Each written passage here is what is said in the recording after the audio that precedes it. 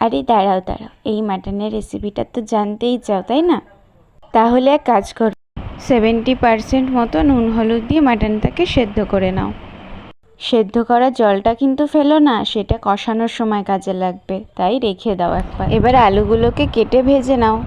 এবার মশলাগুলো রেডি করে নাও। নিয়ে নাও ফোড়নের জন্য তেজপাতা, শুকনো লঙ্কা, গোটা গরম মশলা, ধনে গুঁড়ো, জিরে গুঁড়ো, গরম মশলা গুঁড়ো, পেঁয়াজ বাটা, টমেটো বাটা, রসুন বাটা, আদা বাটা, কাঁচা লঙ্কা, শুকনো লঙ্কা বাটা।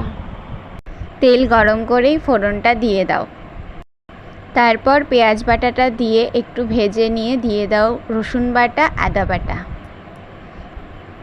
সেটাকে ভালো করে কষিয়ে নিয়ে টমেটো বাটা আর কাঁচা লঙ্কা, শুকনো লঙ্কা বাটাটা দিয়ে আবারও খুব সুন্দর করে ব্যাপারটাকে কষিয়ে নাও।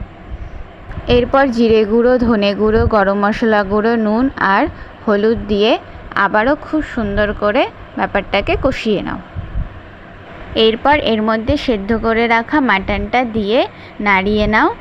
আর যে স্টকটা করে রেখেছিলে মাটনের, মানে সেদ্ধ জলটা, সেটা অল্প অল্প করে দিয়ে প্রায় 40 থেকে 45 মিনিট মতো ভেজে রাখা আলুটা দিয়ে কষিয়ে 2 কাপ গরম জল দিয়ে ঢাকনা দিয়ে গোটা 30 মিনিট মতো স্টিম করলেই রেডি।